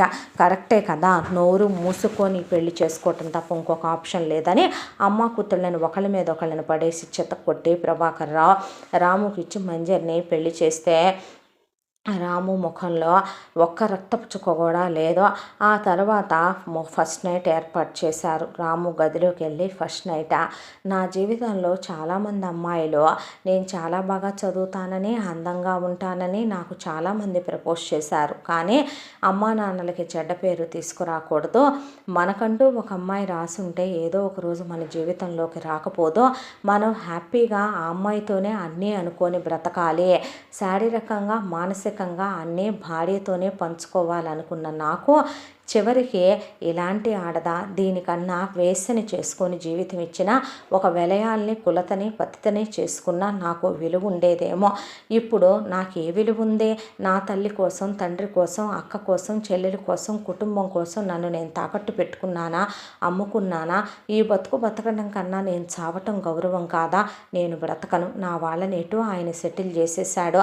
దీనికి నేనున్నా పోయినా పెద్ద తేడా ఏమీ లేదు. కాబట్టి నేను రేపే వెళ్ళి ఎందులో దాంట్లో దూకి ఏదో ఒకటి తెచ్చుకొని తాగి సస్తాను అనుకున్నాడు రాము. ఫస్ట్ నైట్ రూమ్లోకి వెళ్ళిన మంజరి రారా అని రాముని పట్టుకుంటే, వదలండి, నాకు ఇప్పుడు మీతో అలాంటివేమీ షేర్ చేసుకునే ఉద్దేశం లేదు ప్లీజ్ అని పక్కకు వెళ్ళి సోఫాలో పడుకున్నాడు. అయితే నువ్వు సంసారానికి పనికిరావా? నువ్వు కూడా మా నాన్నలాగా, నువ్వు కూడా వాడి మొదటి పెళ్ళాం కొడుకులాగా వేస్ట్ క్యాండిడేట్వేనా అనేసిన తర్వాత పడుకుని అలసిపోయిన రాముకు నిద్ర పట్టింది. తెల్లారేపాటికి మంజరి అక్కడ లేదు. మంజరి లేదు అని తెలిసే ఒక రకంగా చచ్చిపోదామనుకున్న తన నిర్ణయాన్ని ఆపుకొని మరి ఈ పెళ్ళి నాకు ఇష్టం లేదు, నేను నాకు నచ్చిన జీవితంలోకి వెళ్ళిపోతున్నాను, నా వెంట్రుకు కూడా మీరు పీకలేరు, మీరు నన్ను వెతుకుదామనుకున్నా నేను దొరకను, పోలీసులకు కూడా దొరకని చోటుకి నేను వెళ్ళిపోతున్నాను, నేను వేరే వాడిని ప్రేమించాను, నేను వాడిని పెళ్లి చేసుకుంటాను, నాకు వీడు వద్దు, వీడితో పెళ్ళి వద్దు అని తాళి తెంచి అక్కడ పడేసి ఎంగేజ్మెంట్ రింగ్ అక్కడ పడేసిపోయింది మంజరి. దాంతో భగవంతుడు నా ఎందును ఉన్నాడా దేవుడా అనుకొని రాము అలా కూర్చుండిపోతే, ఇప్పుడు ఏం చేద్దాం అనుకుంటున్నావు డాడీ? వెతికిస్తానన్నాడు ప్రభాకర్ రావు. పిచ్చి పట్టిందా నీకు? ఏం పిచ్చి పనులు ఇవన్నీ అన్నాడు అశ్వత్థామ. పెళ్ళైన తర్వాత ఎక్కడికి వెళ్ళుద్దిరా? అదే తప్పైనా ఒప్పైనా మంచైనా చెడైనా అదొచ్చి రాముతో కాపురం చేయాల్సిందే అనేపాటికే మళ్ళీ ఒళ్ళు చల్లబడిపోయి కూర్చుండిపోయాడు రాము. ఈలోపు నా కూతురు ఎక్కడ పోయింది దేవుడో అంటే ప్రభాకర్ రావు వెతికిస్తే నెల రోజుల తర్వాత మంజరి దొరికితే మంజరి మదాలస వాళ్ళ పుట్టింటి దగ్గరికి వెళ్ళింది. మదాలస వాళ్ళ అమ్మా నాన్నల కోసం ఒక జమీందారులు కట్టించిన ప్యాలెస్ లాంటి ప్యాలెస్ ఒక 50 ఎకరాల తోటలో కట్టించి ఆ తోట వాళ్ళకి పెట్టి ఇక అక్కడ ఒక కారు, ప్రత్యేకంగా డ్రైవరు, వాళ్ళకి బ్యాంక్ బ్యాలెన్స్లు అవన్నీ వేయించి ఉంచింది. కాబట్టి ఆ తోటకు ఒక మాలీని పెట్టింది. ఆ మాలీ కొడుకు పేరు రమణ. వాడు ఇంటర్మీడియట్ వరకు చదువుకున్నాడు. మంజరి అమ్మమ్మ వాళ్ళ ఇంటికి వెళ్ళినప్పుడల్లా వాడితో శారీరకంగా కలిసి వస్తూ ఉండేది. అలా ఉన్న అందరు మగాళ్ళు, అందరు మగతనాలు బేరీ చేసుకుంటూ వెళ్ళిన మంజరికి చాలా పెద్ద పెద్ద కాంట్రాక్టర్ల కొడుకుల దగ్గర నుంచే పెద్ద పెద్ద బిజినెస్ టైకూన్ల దాకా అందరితోనూ శారీరకంగా కలిసిన రమణలో కనిపించిన మగతనం వాళ్ళెవరిలో కనిపించలా. పైగా వాళ్ళు 1 నైట్ స్టాండ్లకి, యూజ్ అండ్ త్రోలకి తప్ప మంజరి లాంటి ఆడదాన్ని పెళ్ళిళ్ళు చేసుకొని వాళ్ళ అమ్మా నాన్నల కులగౌరవాలకి, పరువు ప్రతిష్టలకి, ఇంటి పేర్లకి చెడ్డ పేరు తెచ్చే కొడుకులు కాదు. సో వాళ్ళు మంజరికి డిస్క్వాలిఫై అయిపోయినటువంటి ప్రియులు. కాబట్టి రమణతో వెళ్ళంగానే రమణని కౌగిలించుకొని వెంటనే గుళ్ళోకి తీసుకెళ్ళి తాళి కట్టించేసుకుందే. మదాలస వాళ్ళ అమ్మా నాన్న కూడా మనవరాల్ని సపోర్ట్ చేస్తే నెల రోజులుగా గదిలో నుంచి బయటికి రాకుండా పగలు రాత్రి సూర్యచంద్రులు తేడా కూడా తెలియకుండా రమణతో కాపురం చేసే లోపలికే మదాలస అమ్మ ఫుడ్డు, జ్యూసులు టైం టు టైం పంపిస్తుంటే ఎంజాయ్ చేసిన మంజరి ఈ మొత్తానికి ప్రభాకర్ రావుకి దొరికిందే. మనుషులు పట్టుకొని తీసుకొస్తే మంజరి నేను మీడియాకి ఎక్కుతానని, పోలీస్ స్టేషన్లో కేసు పెడతానని, నేను మైనర్ని కాదు మేజర్ననే, నాకు వీడు నచ్చాడనే, నాకు వీడందించే సుఖం ఈ భూమండలంలో ఏ మగాడు అందించలేడనే, వాడిలో ఉన్న మగతనం నేనెవరిలోనూ చూడలేదనే, నాకు మగాడు కావాలని, నువ్వు తీసుకొచ్చిన రాముగాడు గేఫెలో అని, వాడు మొదటి రాత్రి రోజే నన్ను ముట్టుకోకుండా పక్కకు తిరిగి పడుకున్నాడనే, నాకు ఎప్పుడంటే అప్పుడు ఒక మగాడు అందుబాటులో ఉండాలంటే అది రమణేననే, నేను అమ్మమ్మ వాళ్ళ ఇంటికి వెళ్ళినప్పుడు చిన్నప్పటి నుంచే వీడిని ప్రేమించానని, ఆ తర్వాత నేను వీడిని ఇష్టపడ్డానని, నేను ఎంతోమందితో తిరిగినా వాడు తప్పుగా అనుకోలేదని, నన్ను అర్థం చేసుకున్నాడని, నన్ను పెళ్లి చేసుకున్నాడని, ఇప్పుడు వాడే నా భర్తని, వీడు నాకు వద్దని అనేపాటికి రాము గుండెల్లో ఒక్కసారే ఎన్ని రకాల నృత్య ప్రదర్శనలు ఉంటాయో అన్ని రకాల నృత్య ప్రదర్శనలు వేసేసుకున్నాడు గుండెల్లో. ఇలాంటి ఆడది తన జీవితంలోకి రాకుండా భగవంతుడు తప్పించినందుకు దేవుడికి శతకోటి దండాలు పెట్టుకున్నాడు. ఇక ప్రభాకర్ రావుతో ఏంట్రా నీ పెత్తనం నా మీద, అవసరమైతే నువ్వే నన్ను గదిలోకి రమ్మనమన్నావని, నువ్వు నన్ను అనుభవించావని, నేను నీ సవతి పెళ్ళాం కూతురును కాబట్టి సెక్షువల్ హెరాస్మెంట్ చేశావని నేనే నీ మీద కేసు పెడతా, ఏంట్రా ఇప్పుడు అనేసరికి అయినా ఇదంతా అనవసరం, నువ్వు వాణ్ణి పెళ్లి చేసుకోవటం ఏంటే అని ముందు ఏడిసి 2 దెబ్బలేసిన తర్వాత కూతుర్ని జరిగిందేదో జరిగిపోయింది ప్రభాకర్, కాబట్టి ఇప్పుడు అవన్నీ వదిలేసి నీలాంటి సెకండ్ హ్యాండ్ గాడిని నేను చేసుకోలేదా, ఇప్పుడు ఎంతైనా అల్లుడు వచ్చాడు కాబట్టి ఆడిని పక్కకు తప్పించేసే, నీ మొదటి పెళ్ళాం కొడుకుని వాడి పెళ్ళాన్ని బయటికి గెంటేసి ఆస్తి మొత్తం నీ ఇష్టం వచ్చినట్టు వాళ్ళ పేరు మీద రాసావులే కానీ ఇంకా నువ్వు వేసిన డ్రామాలు ఆపి మర్యాదగా ఆస్తి మొత్తం నా కూతురి పేరు మీద, నా అల్లుడి పేరు మీద పెట్టి నా అల్లుడిని కంపెనీ సీఈఓని చేసి వాడికే వర్క్ నేర్పిస్తే మేమే చూసుకోగలంలే కానీ ఆ మాత్రం కంపెనీ ఉడై సిగ్గు శరం రోషం మానవమానం ఉండి నీ అమ్మ నిన్ను ప్రభాకర్ రావు గాడికే కానీ నువ్వు ఒక అబ్బకే పుట్టినోడు అయితే ఆస్తిని బ్యాక్ రాసిచ్చేసి మర్యాదగా నడవరా ఇక్కడి నుంచి అని మదాలస మంజరి ఎదురు తిరిగారు. ముందు పెద్ద మనుషుల్ని పిలిపిస్తే వాళ్ళు కూడా షాక్ అయిపోయి ఏంటండి ఇదంతా అన్నారు ప్రభాకర్ రావుని. దాంతో పెద్ద మనుషుల ముందే రాముకి తనకి సంబంధం లేదని లాయర్ను కూడా పిలిపించి విడాకుల కాగితాల మీద సంతకాలు పెట్టేసుకున్నాక అశ్వత్థామ రాముని రమ్మనమని పిలిచి నీ లైఫ్లో నీకు గోల్డెన్ డేస్ వచ్చాయిరా, కాబట్టే నువ్వు అపవిత్రం కాకుండా పవిత్రంగానే ఒక పెద్ద ఊబిలో పడి చాలా జాగ్రత్తగా దేవుడు నిన్ను పైకి తీసుకొచ్చాడని 3 కోట్ల రూపాయలు చెక్ ఇచ్చి హ్యాపీగా బిజినెస్ పెట్టుకుంటావో, అమెరికానే వెళ్తావో, జాబే చేసుకుంటావో, లైఫ్ ఫ్యూచర్ ప్లాన్ చేసుకో, మనీ వేస్ట్ చేసుకోకు, నీకు నచ్చిన అమ్మాయిని, నువ్వు మెచ్చిన అమ్మాయినే, నిన్నుగా ప్రేమించే అమ్మాయిని పెళ్లి చేసుకో వెళ్ళు అని అక్కడి నుంచి పంపించేశాడు. రాము అశ్వత్థామకి అనుపమకి దండం పెట్టి అక్కడి నుంచి వెళ్ళిపోయిన తర్వాత ఇక పెద్ద మనుషులందరి ముందే ప్రభాకర్ రావు ముందు లేచి మాట్లాడబోతుంటే, నువ్వు ఆగు నాన్న అనే అశ్వత్థామ మంజరిని మదాలసని అప్పుడు దాకా ఎప్పుడూ కొట్టల, కుక్కల కన్నా ఘోరంగా కొట్టాడు. పెద్ద మనుషుల ముందు పడేసి, నేను ఒక అమ్మ అబ్బకు పుట్టానో పుట్టలేదో నువ్వు చూసావేంటే, నీలాగా గంటకొక మగాడిని కూతుర్నికి పంపించి తార్చి తను కూడా వెళ్ళి కాలు జారే రకం అనుకుంటున్నావంటే నా తల్లి, నీకు మా అమ్మ అనేంత క్యారెక్టర్ ఉందా అసలు? నువ్వెవత్తివే మాట్లాడటానికి? ఇప్పుడు ఈ నిమిషం చెప్తున్నాను డాడీ, దీని విషయంలో నువ్వే డెసిషన్ తీసుకుంటున్నావు అన్నాడు అశ్వత్థామ. నేను నా వైఫ్ని తీసుకొని వెళ్ళిపోనా, నువ్వు వీళ్ళిద్దరి విషయంలో డెసిషన్ తీసుకుంటావా అనేసరికి ప్రభాకర్ రావు ఇమీడియట్గా అక్కడే ఉన్న లాయర్తో మదాలస్కి విడాకులు ఇప్పించేస్తున్నట్టు నోటీసు పంపించేయమంటే, నువ్వేంట్రా నాకు ఇచ్చేది, నేనే నీకు ఇస్తాను విడాకులు, అసలు నువ్వు నా మొగుడివే కాదురా, నీకు ఒక రోషం పౌరుషం లేని మగతనం లేని నపుంసకుడివి నువ్వు, నీ కొడుకు కోసం నీకోసం నేను నిన్ను పెళ్లి చేసుకొని నా జీవితం త్యాగం చేయాలేంట్రా, నేను చూస్తావు నేనేంటో నువ్వు, మర్యాదగా ఆస్తంతా నా కూతురు అల్లుడికి పెట్టి నీ కొడుకుని కోడల్ని బయటికి గెంటవా అనేసరికి అక్కడే ఉన్న మనుషులతో, దీని కూతుర్ని దీని అల్లుడిని మినిమం ఊడి పొలిమేరలు దాటేంత వరకు కుక్కల్ని కొట్టినట్టు కొట్టుకుంటూ తీసుకెళ్ళి తరివేసిరండ్రా అన్నాడు ప్రభాకర్ రావు. అనేసరికి మంజరి ప్రభాకర్ రావు మీద కొట్టడానికి మీదకి వెళ్ళింది. అంతే, అశ్వత్థామ పడేసి పెచ్చా కొట్టుడు కొట్టాడు. వాడు అల్లుడు తోటమాలి కొడుకు దడుచుకొని వీళ్ళిద్దరిని తీసుకొని అలా నడుచుకుంటూ వెళ్ళిపోయారు. వెళ్ళిపోయిన మదాలస కోపంతో ఊగిపోయింది. వచ్చిన పెద్ద మనుషులు, ఎందుకైనా మంచిది జాగ్రత్త, అలాంటి ఆడవాటిని తోకతొక్కి వదలకూడదు ప్రభాకర్ రావు గారు, తొక్కేస్తే తలే తొక్కాలండోయ్ అని చెప్పి మరీ వెళ్ళారు. దాంతో ఇక వెళ్ళిన మదాలస తనే ప్రభాకర్ రావుకి డివోర్స్ నోటీస్ ఇచ్చి ఆ వయసులో ఆయన్ని మీడియాలకు ఎక్కించి పోలీస్ స్టేషన్లో కేసులు పెట్టి నానా రచ్చ నానా చండాలం చేసి పెట్టింది. అయితే కరెక్ట్గా అదే టైంకే ప్రభాకర్ రావు ఇక ఆయన పేరు మీద చెల్లిగవ్వ ఆస్తి లేదు కాబట్టి కొడుకు రాసేశాడు కాబట్టి ఆస్తిలో నాకు సగం వాటా కూడా కావాలి ఎలిమనీ కింద అని మదాలస అడిగితే ఏం చేయాలనేది ఆలోచించిన ఆయన విడాకులు ఇమ్మనమంటే ఆస్తి పెట్టందే ఇవ్వనందే. దాంతో ప్రభాకర్ రావు ముందు తమ లాయర్ని పిలిపించి తమ లాయర్కి ఒక సూట్ కేసు, మదాలస పెట్టిన లాయర్కి ఒక సూట్ కేసు ఇచ్చి ఏం చేస్తారో నాకు తెలియదు, దాంతో నాకు విడాకులు అయ్యేలా చెయ్యాలి మీరు. ఎందుకు డాడీ ఇప్పుడు ఇదంతా, ఇంకా పాపభారం మోయలేక అన్నాడు ప్రభాకర్ రావు. అన్న తర్వాత లాయరు మదాలస తరఫు నుంచి ఇటువైపు నుంచి వెళ్ళి, ప్రభాకర్ రావు గారికి మీరు డివోర్స్ ఇవ్వాలమ్మా, ఇచ్చేసేటట్టయితే కనుక మీరు ఓకే అనుకుంటే పర్సనల్గా మీతో మాట్లాడమన్నారు, ఆస్తిలో మీకు ఎంత వాటా కావాలో చెప్తే అంత వాటా మేము పెట్టిస్తాము, వాళ్ళు పరువు గురించి ఆలోచిస్తున్నారు, ఇప్పటికే వాళ్ళ పరువు పోయింది, మరి నేను ఏమనుకుంటున్నారా, నేను భద్రకాళిని, వాడి పరువు తీసి బజారుకి ఎక్కిస్తాను అని వాడికి తెలియకే నా మెళ్ళలో తాళి కట్టాడా వాడనేసరికి లాయర్లు కూడా నిజమే, ఇలాంటి బజారు దాన్ని ఎలా చేసుకున్నాడో అనుకున్నారు వాళ్ళు.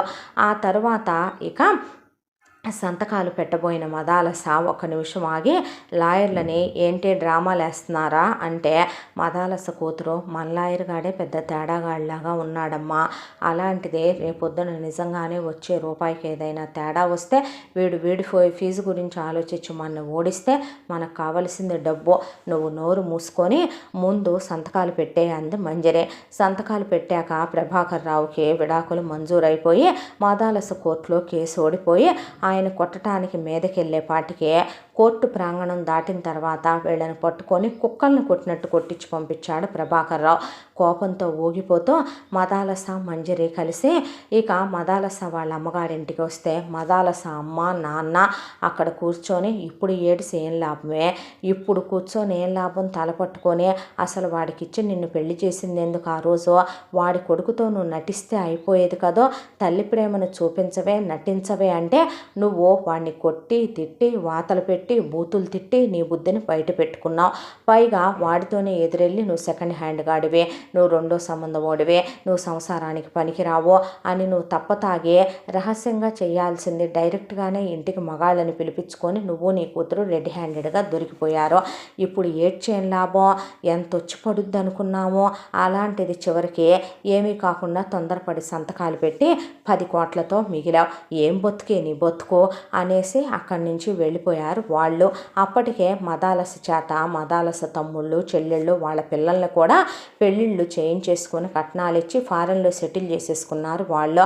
అయినా మదాలస దగ్గర 10 కోట్లు ఉన్నాయని వాళ్ళకి తెలుసు. అవి మాత్రం దీనికి ఎందుకు మిగలనివ్వాలి? రేపొద్దున ఇది ఎలాంటి ఆడదంటే అడ్డం తిరిగిందంటే మన మొత్తాన్ని కూడా ఏదో ఒకటి చేసే రకం. ఎంత తోడబుట్టిందే అయినా దీన్ని నమ్మటానికి వీల్లేదో. రేపటి రోజులు ఎలా ఉంటాయో తెలీదు అనుకున్నారు వాళ్ళు. వాళ్ళు అలా అనుకున్నారో లేదో మదాలస మంజరి కలిసి అసలు ఇంత ఆలోచించాల్సిన అవసరం ఏంటమ్మా? మనం ఇప్పుడు తెలివిగా ఆలోచించాలి. మనం ఆస్తి మొత్తం వాడి కొడుకు పేరు మీద రాసేశాడు. మనం అక్కడ చంపాల్సింది వాడి కోడల్ని కాదు. మనం దాన్ని గొడ్రాల్ని చేయటం వల్ల దాన్ని చంపేయటం వల్ల మనకు వచ్చే ఉపయోగం ఏమీ లేదు. మనం వాడి కొడుకుని భూమి మీద లేకుండా చేసేస్తే ఆ తరువాత ఇహ వాడి కోడలికి ఆస్తి మొత్తం పెట్టి ఇంకో పెళ్లి చేసి పంపిస్తాడే వాడు అంది మదాలస. అప్పుడు దాకా మరి మనం చూస్తా ఊరుకుంటాం. వాడు కొడుకు పోయాడనే వార్త రాగానే మెల్లిగా సానుభూతితో నువ్వు నేను వెళ్ళి చేరిపోయిన తర్వాత నువ్వు వాడిని అక్కడ ఇక్కడ 4 నొక్కులు నొక్కి 4 ఒత్తులు ఒత్తి అప్పుడు అమ్మమ్మ వాళ్ళని మామయ్య వాళ్ళని పిన్ని వాళ్ళని ఎలా సెటిల్ చేశావో అలాగే ఆస్తి మొత్తం తిరిగి నీ పేరు మీద నొక్కిచ్చేసుకో. ఆ తర్వాత వాడి కోడల్ని అక్రమ సంబంధాలు అంటగట్టి జుట్టు పట్టి దాన్ని బయటికి గెంటేసామనుకో అవమానం తట్టుకోలేక, లేదంటే కనుక దాన్ని ఏదో ఒకటి ఎందులో దాంట్లో కలిపి పెట్టామనుకో పైకి పోయి పేడా పోద్ది.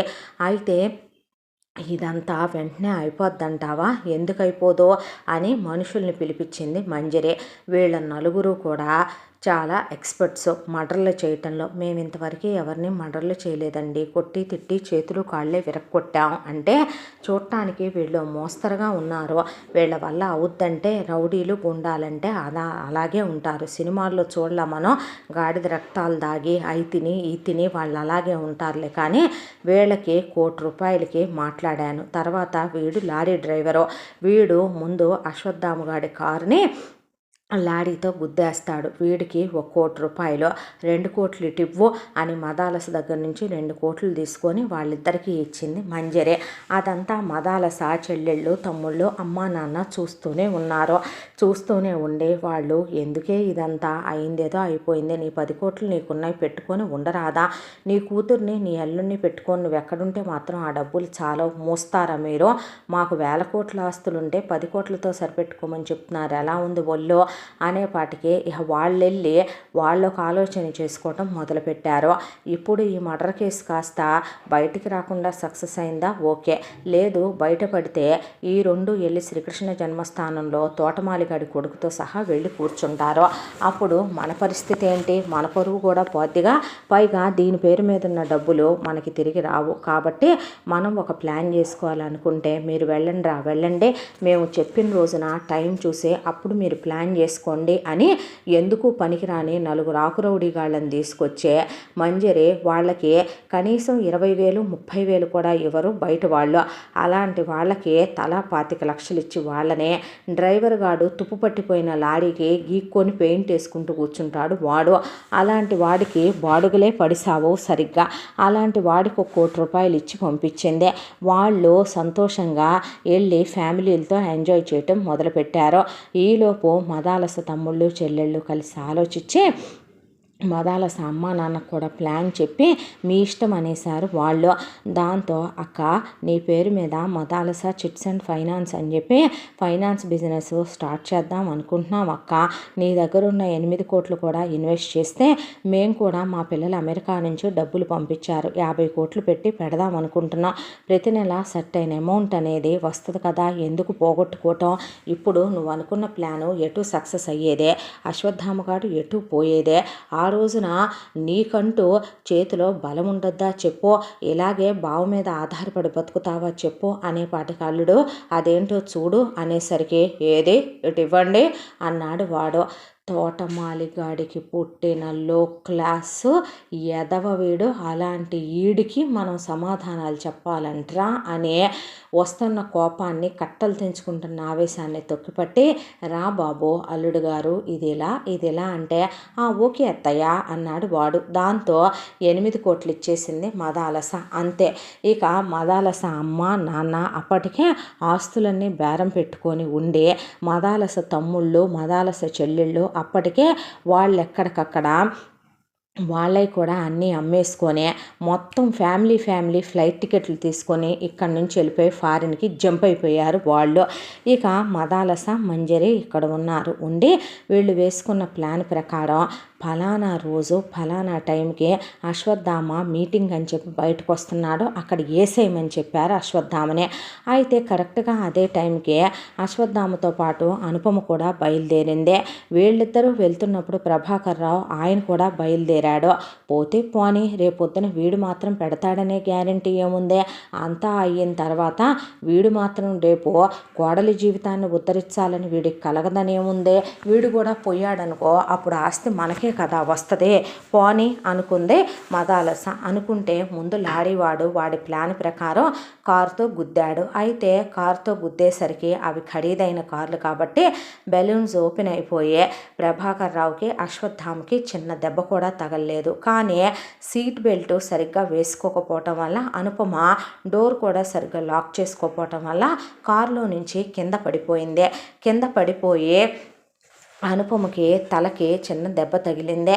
తలకి దెబ్బ తగిలేసరికి అప్పటికే అశ్వత్థామ ప్రభాకర్ రావు దిగి కోడలి కోసం వెతుక్కుంటూ కంగారు పడిపోతూ ఉండగా మంజరి వాళ్ళు పెట్టిన 4 రౌడీలు వచ్చి అశ్వత్థామ మీద అటాక్ చేస్తే రివటల్లాగా ఉన్న వాళ్ళని, అసలే జిమ్ బాడీ 6 అడుగుల విగ్రహం, బలిష్టంగా ఉంటాడేమో, కారు డిక్కీలో ఉన్న ఐరన్ రాడ్ తీసుకొని ఒకడి మీద ఒకడిని పడేసి చితక్ కొట్టేసేపాటికి 10 నిమిషాలకే బాబోయ్ వామ్మో వాయ్యోయ్ అని అశ్వత్థామ కాళ్ళు పట్టుకొని, ఎవరు పంపారా మిమ్మల్ని అంటే, మదాలస మంజరి రమణల్నే, అదుగో అక్కడ చెట్టు సాటం దాక్కొని చూస్తున్నారే వాళ్ళు పంపారు, అయ్యో మాకే సంబంధం లేదు నాయనో అనేపాటికి ప్రభాకర్ రావు పోలీసులకు ఫోన్ చేసి అంబులెన్స్కి ఫోన్ చేసి ముందు వీళ్ళని కట్టిపడే నాన్న అనేపాటికి అశ్వత్థామ వాళ్ళ 4 కూడా వాళ్ళ షర్ట్లే ఇప్పి కట్టిపడేశాడు చేతులు.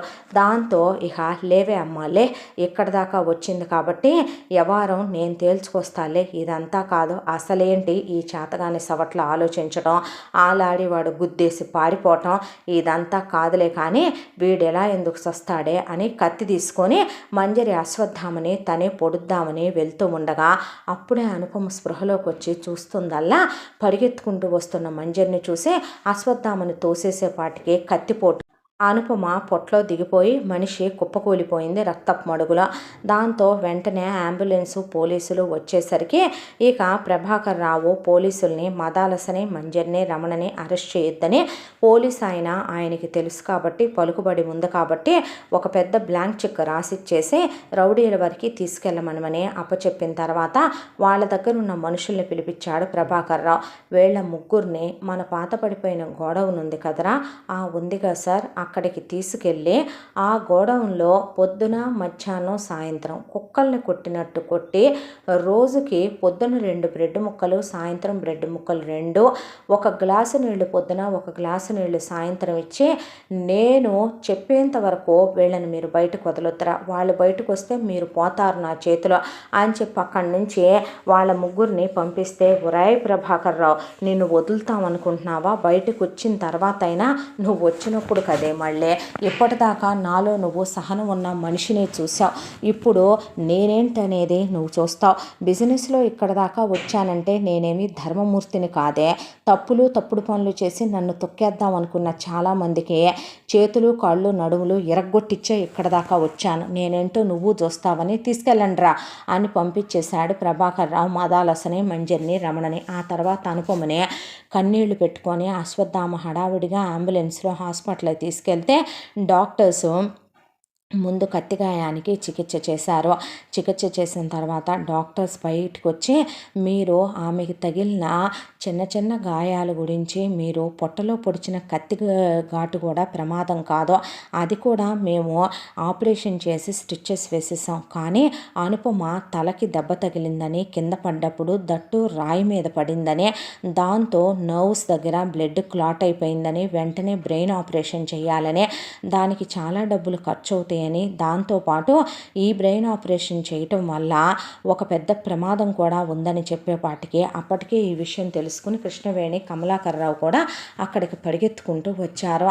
అక్కడికి పరిగెత్తుకుంటూ వచ్చేపాటికే నా కూతురికి ఏమైందయ్యా అని కృష్ణవేణి అలా కూర్చుండిపోతే, ఏమవుతుంది ఆపరేషన్ చేస్తే అన్నాడు అశ్వత్థామ. పూర్తిగా గతమంతా మర్చిపోతే అనుపమ. ఏంటి అంటే, అవును అంటే నేను గుర్తుండనా? మీరే కాదు అసలు తనకి ఎవరూ గుర్తుండరు, ఏమీ గుర్తుండదు. తను లేచిన తర్వాత తనకి మీరు గతం కానీ, గతం తాలూకా బ్యాడ్ మెమరీస్ కానీ, లేదా గతంలో జరిగిపోయిన సంఘటనలు కానీ గుర్తు చేస్తే ఒత్తిడి పెట్టి అది ఆమె బ్రెయిన్కే ప్రమాదం, తను ప్రాణానికే ప్రమాదం, ఆపరేషన్ చేయకపోతే ఇప్పుడు ఇంకా ప్రమాదం అండి అని చెప్తే ప్రభాకర్ రావు కొడుక్కి ధైర్యం చెప్పి ఏదైతే అదైంది ఆపరేషన్ చేసేయమన్నాడు డాక్టర్నే.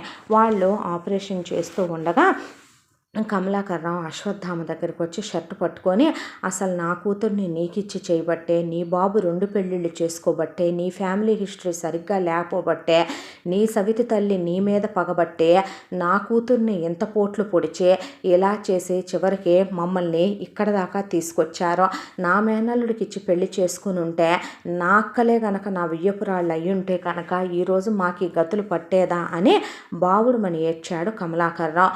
దాంతో వీళ్ళకి ఏమైంది చెల్లెమ్మ, ఏంటి కొత్త డ్రామా అని అడిగాడు ప్రభాకర్ రావు. ఏమీ లేదన్నయ్య, అసలు ఇతనికి వీళ్ళమ్మ ఎలా ఉంటుందో కూడా తెలియదంట. వీళ్ళ నాన్న వీళ్ళమ్మ పెద్ద పెద్ద చరిత్రలు సృష్టించి పోయిందిలేండి, ఆవిడ ఇలాంటిదే కాబట్టి ఆయన వీళ్ళమ్మ ఫోటో కూడా వీళ్ళకి జ్ఞాపకంగా ఉండకూడదని లేకుండా చేసిపోయాడంట మా మామగారు.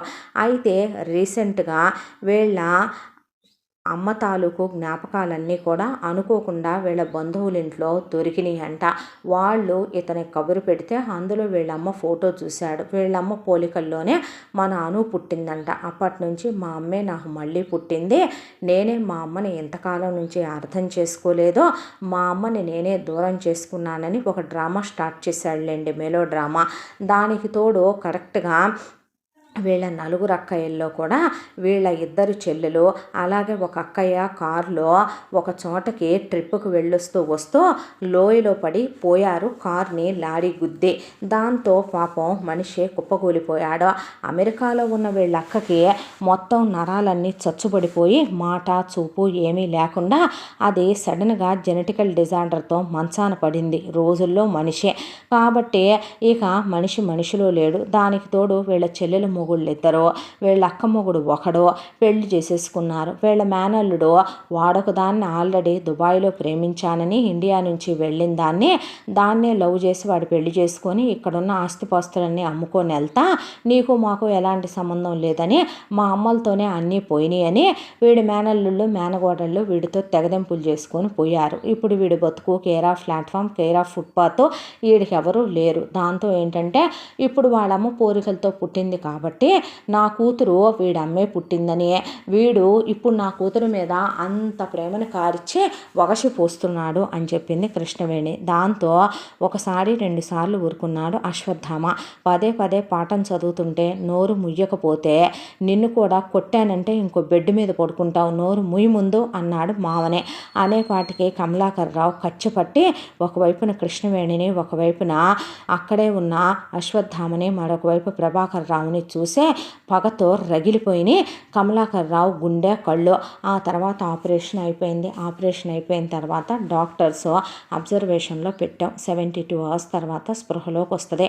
అనవసరమైనవేవి జ్ఞాపకం చేయకండి, బ్రెయిన్ మీద స్ట్రెస్ స్ట్రెయిన్ చెయ్యొద్దు, మీరు కొత్తగా పరిచయం అవ్వండి, మీరు భర్తని చెప్పండి, ఆవిడ అమ్మని చెప్పండి, ఆయన నాన్నని చెప్పండి, ఆయన మామగారని చెప్పండి, ప్రేమించుకున్నాం పెళ్ళయిందన్నట్టు మీరు ఆవిడ లేచేలోపు మీరు ఒక మంచిగా ఉండేటటువంటి ఇటువంటి ఒక స్టోరీని రెడీ చేసుకొని ఆవిడకి చెప్పండి. గడిచిపోయిన గతాలన్నీ వద్దండి ఆవిడ దగ్గర. మీరు అనవసరమైనవన్నీ ఎత్తే కొద్దీ ఆవిడని కత్తిపోటు ఎందుకు పడవలసి వచ్చింది, ఇలా ఎందుకు జరిగింది, ఇవన్నీ ఎందుకైనా. ఆ ఒకటి మాత్రమే కాదులేండి డాక్టర్ గారు, అది పుట్టిన దగ్గర నుంచి ఒక నీచుడికి పుట్టింది కదా. ఎప్పుడు సుఖంగా ఉంది, ఒక త్రాష్టుడికి పుట్టి ఒక కాలకూట విషాన్ని చిమ్మే ఒక కాలనాగుకు పుట్టిందదే. అది ఎప్పుడు సంతోషంగా ఉంది, ఏ రోజైనా నచ్చిన బట్టలు వేసుకుందా అల్లుడు, కడుపు నిండా నచ్చిన తిండి తిందా, ఎన్నిసార్లు దాని నోటి దగ్గర ప్లేట్ లాగేశాడో, ముచ్చటపడి దానికి ఒకసారి బార్బీ బొమ్మను కొనిస్తే మంటల్లో వేశాడో, దానికని కొన్న బట్టల్ని నిప్పుల్లో పడేసి యాసిడ్లు పోసి అది ఎంతో ఇష్టపడి తెచ్చుకున్న దాని వస్తువులన్నింటినీ సర్వనాశనం చేసి అది చదువుకోవాలనుకున్న MBBS దూరం చేసి చివరికి దాని బ్రతుకులో ఏ మెమరీస్ని మిగిల్చాడు ఈ త్రాష్టుడు.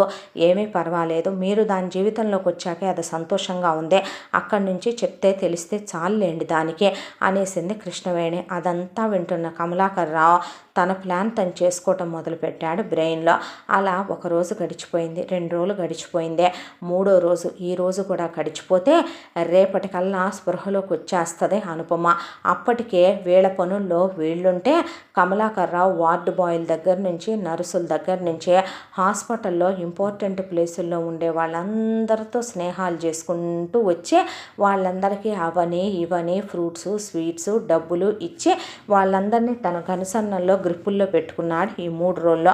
అయితే ఇక తెల్లారితే అమ్మాయి స్పృహలోకి వచ్చుద్దనంగా 3 రోజులుగా కోడలికి బాగాలేదని ప్రభాకర్ రావు అక్కడే ఉండటం వల్ల బీపీ షుగర్లు ఉన్న మనిషి కావటాన ఆయన చాలా డల్ అయి డీలా పడిపోయాడు.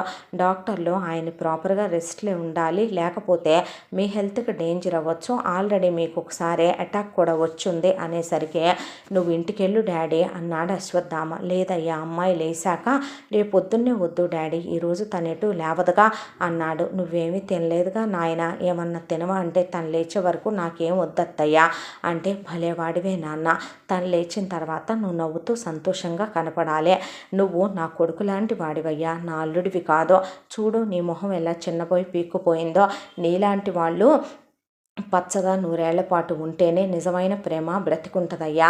భర్తకి అర్థం నువ్వు, భార్యని ప్రేమించడంలో నీ అంత ఉత్తముడైన మగాడు ఎక్కడున్నాడు బాబో అని నేను వెళ్ళి ఏదో ఒకటి చేసుకొని తీసుకొస్తాను, పదండి అన్నయ్య వెళదామని ప్రభాకర్ రావుతో పాటు బయలుదేరి అమ్మాయి దగ్గర నువ్వు ఉంటావుగా అయ్యా అని అశ్వత్థామకు చెప్పి బయలుదేరి వెళ్ళింది ఆవిడ.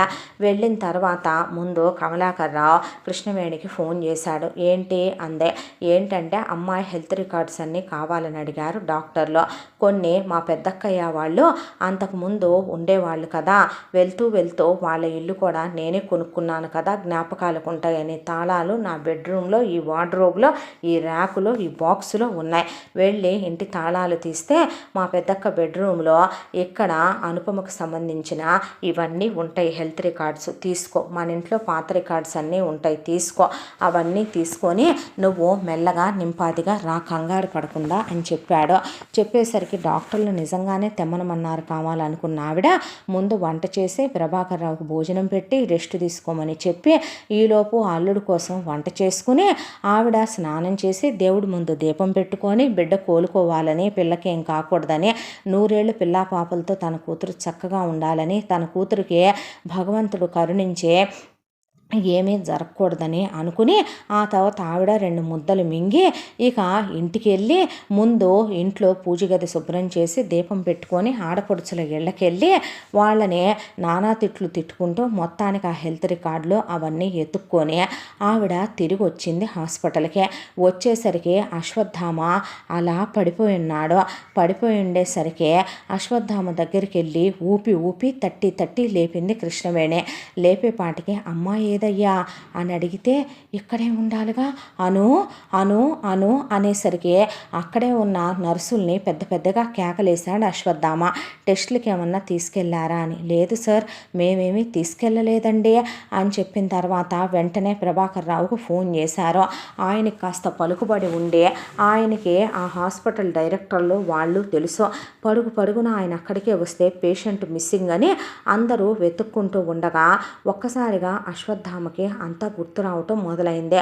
అత్తయ్య మీరు వెళ్ళారు నాన్నతో, వెళ్ళిన తర్వాత మామయ్య వాటర్ మిలన్ జ్యూస్ తీసుకొచ్చి అమ్మాయికి ఏమీ కాదు, నేను ఎంతకాలం నిన్ను అర్థం చేసుకోలేదు, నువ్వు చాలా గొప్పోడి బాబు, మా అమ్మాయిని చాలా బాగా చూసుకున్నావు, నేనే నీలా ఉండలేకపోయాను, నేనే అర్థం చేసుకోలేకపోయాను, ఇక నుంచి మన మధ్య ఏ పొరపచ్చాలు ఉండకూడదు, ఏ గొడవలు ఉండకూడదు, నేను నీకు మామయ్యని కాదు నాన్నని అని నేను వద్దు అంటున్నా కూడా నాకు బలవంతంగా జ్యూస్ తాగిచ్చాడు అత్తయ్య. ఆ తర్వాత ఏమైందో ఏమో నాకు మత్తొచ్చి నేను అలా పడిపోయాను అని చెప్పాడు అశ్వత్థామ. అయ్యో అనుకుంటూ ఉండగానే ఈలోపు ప్రభాకర్ రావు పిలిపించిన మనుషులు సీసీ కెమెరా ఫుటేజీలు చెక్ చేస్తే అక్కడి నుంచి కమలాకర్ రావు అనుపమని మెల్లగా లేపి అక్కడ ఉన్న నర్సులు వార్డు బాయ్లకి డబ్బులు ఇచ్చి వాళ్ళ సహాయంతో అనుపమని వీల్ చైర్లో కూర్చోబెట్టి ఆమెకి నర్సుల చేత వేరే బట్టలు తొడిగించి ఆమెకి మంకీ క్యాప్ వేసేసి స్వెటర్ వేసేసి బొట్టు పెట్టించి ఆ తర్వాత మాస్క్ పెట్టించేసి ఎవరికీ తెలియకుండా వార్డు బాయ్లతో నర్సులతో దాటిచ్చేసి అక్కడి నుంచి బయట తను ముందే రెడీగా పెట్టుకున్న కారులో ఎక్కిచ్చేసుకున్నంత వరకు కనపడి వార్డు బాయ్ల్ని నర్సుల్ని అక్కడికక్కడే డిస్మిస్ చేసి పోలీసులకు అప్పచెప్పి కుక్కను కొట్టినట్టు కొట్టాడు అశ్వత్థామ. డబ్బులు ఇచ్చి ఆయన చేయమంటేనే చేశామండి, మా అమ్మాయిని మా అల్లుడు నరకాలు పెడుతున్నాడు, మా భార్య నీచురాలు అని ఆయనే అలా చేసి తీసుకుని వెళ్ళిపోయారండి అన్నాక అక్కడే ఉన్న ఇంకో నర్సు, సార్ ఇక్కడ మేడం బెడ్ కింద ఈ లెటర్ ఉందండి దిండి కింద అని తీసుకొచ్చిస్తే గబా లెటర్ ఓపెన్ చేస్తే, ఒసేయ్ నువ్వు కులతవా పతితవా వేశ్యవా, నువ్వేంటే అసలు నీ బ్రతుకేంటే, నీకు నేను ఎన్ని శిక్షలు వేసినా సరిపోలేదు కదే, నువ్వు కన్న నీ కొడుకుని నీ నుండి దూరం చేసేసి శాశ్వతంగా అమ్మా నే పిలుపుకి నిన్ను దూరం చేసి వాడిని నీ కంటికి కనపడినివ్వకుండా నిన్ను వాడి కంటికి కనపడినివ్వకుండా మా అక్కకి ఇచ్చేసినా నీకు జ్ఞానం రాలా, నీ కూతుర్ని ఎంత బలుపుతో పొగరుతో గర్వంతో అహంకారంతో పెంచుకొచ్చావే, చిన్నప్పటి నుంచి నన్ను దోషిని చేసి నన్ను ముద్దాయిని చేసి నన్ను దుర్మార్గుణ్ణి చేసి నా అక్క చెల్లెళ్ళంటే పడకుండా చేసి నా తల్లి అంటే పడకుండా చేసి దాన్ని నువ్వు ఎలా పెంచావో నాకు తెలియదా, చివరికి అది బరితెగిచ్చి విచ్చలవిడిగా అశ్వత్థామగాడిని ప్రేమించాను అని చెప్తే వాడికిచ్చి పెళ్లి చేస్తావంటే నువ్వు లేవదీసి పంపించి నేను మర్చిపోయాను అనుకుంటున్నావా, ఇదిగోనే విడాకుల కాగితం మీద సంతకం పడేసా, చేసుకో, నీ స్త్రీధనం నీ అల్లుడు నీకు ఇప్పించాడు కదా, అవి పెట్టి కొత్త మొగుడిని చేసుకొని కులికి ఇప్పుడు పిల్లల్నే కంటావో, ఓ మర్చిపోయా నీకు పిల్లలు లేకుండా నేను ఆపరేషన్ చేయించాను కదో, పిల్లలు ఉన్నోడిని చూసి చేసుకోవే, లేదంటే కనుక నీ వియ్యంకుడు రెడీగానే ఉన్నాడు కదా అన్నయ్య అనే బదులు కన్నయ్య అనే వాడినే చేసుకొని నీ అల్లుడిని కొడుకు అనుకొని వాడికి ఇంకో దాన్ని ఇచ్చి పెళ్లి చేసుకో, హ్యాపీగా ఉండవే నువ్వు. ఒరే నీకిచ్చి చేయటం వల్లే నా కూతుర్నే అసలు ఇన్ని జరిగినాయి, మామూలుగా దానికి మా అమ్మ పోలిక రాలేదనుకో దాన్ని నేను లైట్ తీసుకొని వదిలేసేవాడినే, కానీ ఇప్పుడు దాని మొహంలో మా అమ్మ పోలికలు కనపడ్డాయి అంటే అది మా అమ్మనేగా, అంటే అది నాదనేగా, నా సొంతమనేగా, నా కోసమే మా అమ్మ మళ్ళీ వచ్చిందనేగా, కాబట్టి దాన్ని ఇహ నేను శాశ్వతంగా నీకు కనపడివ్వను. ఒరే సిగ్నల్స్ కూడా దొరకని ఒక చోట ఆల్రెడీ నేను ఇల్లు కొనేసుకున్నాను రాజా, ఇక నా కూతుర్ని తీసుకొని నేను అక్కడికి వెళ్ళిపోతున్నానుగా, మళ్ళీ అది నీ కంటికి కనపడేది లేదో, దాన్ని నాకు నచ్చి నేను మెచ్చిన అల్లుడికిచ్చి పెళ్లి చేసుకొని దాని గతంలో జ్ఞాపకంలో కూడా ఎక్కడా మీరెవరూ లేకుండా చెయ్యకపోతే, ఒకరోజు అప్పగింతల నాడు చెప్పాను గుర్తుందా, అది నా చేతికి దొరికినప్పుడు దాని బ్రతుకేంటో దానికి చూపిస్తానని, ఇహ నుంచి నాన్న కూతురుగా ఉంటే ఎలా ఉంటుందో దాన్ని అలాగే పెంచుతా, గుడ్ బాయ్ అని చెప్పి కమలాకర్ రావు రాసిన లెటర్ చూసి కృష్ణవేణి కూర్చుండిపోయింది. కింద నోట్ అని పెట్టి, నా పెళ్ళాం కృష్ణవేణి పోయిందే, ప్రపంచం దృష్టిలోనే కాదు నీ కూతురు దృష్టిలో కూడా, నేను కొత్తగా ఈ మధ్య ఒక 3 సంవత్సరాల నుంచి బాగా ఒళ్ళు నొప్పులుగా ఉంటుందని పరిమళ వచ్చింది నా లైఫ్లోకి, పరిమళను కూడా తీసుకొని వెళ్ళిపోతున్నాను, బాయ్ బాయ్ అని రాశాడు కమలాకర్ రావు. ఆ తర్వాత కార్ నెంబర్ని పట్టుకొని ఆ కార్ డ్రైవర్ని పట్టుకుంటే ఆయన ఎవరో మాకు తెలియదు సార్, ట్రావెల్స్లో కారు బుక్ చేసుకున్నాడు. ఆయన నా కారులో నుంచి ఇంకొక కారులోకి మారాడండి. మారిన తర్వాత ఒక ఆడావిడ ఉంది. ఆవిడ పేరు పరిమళ ఏదో అనుకుంటానండి, పరిమళే. ఆ పరిమళతో పాటు ఒక అమ్మాయి ఉంది. ఆ అమ్మాయిని కూడా తీసుకొని ఆయన వెళ్ళిపోయాడని చెప్పాడు డ్రైవరు. దాంతో తల పట్టుకొని కూర్చున్నాడు అశ్వత్థామ. వాడిని ముక్కలు ముక్కలుగా నరికేస్తాను డాడీ అంటే ఆ రోజు అత్తయ్య మొహం మీద బొట్టు ఉండాలి.